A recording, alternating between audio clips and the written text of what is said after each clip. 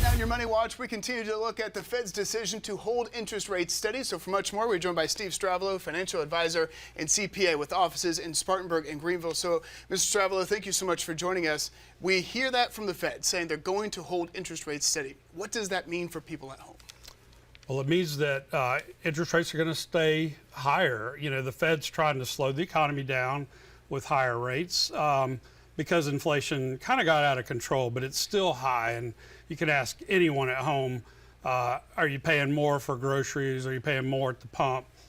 More for just about everything. It's even expensive to go out and eat. So it's harder to save. So, you know, that's the biggest thing, is that higher interest rates just mean higher costs. You talk about it being harder to save. You showed us a graph from the Fed that shows, it outlines everything. This is that graph right here. In the red, where we're able to see, that's consumer loans. The blue is personal saving rate. A drastic difference, starting to go in totally opposite directions right now in 2024. So how can people at home say, you know, how can I save if I have to still spend more? That's a tough question. Yeah, the trend is not good. So when you see an increase in consumer debt, that just means that more and more people are probably spending more than they're making. And you know, the best thing to do is sit down and really understand what's going out the door. And you've got to treat savings like debt. You know, you need to, it needs to be a need. It needs to be money you're putting away.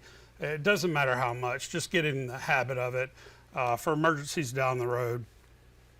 Something else you had pointed out about the Fed's decision is what effect it could have on mortgage rates. People who are looking to buy a home right now. So what could we see down the line when it comes to possible home buyers?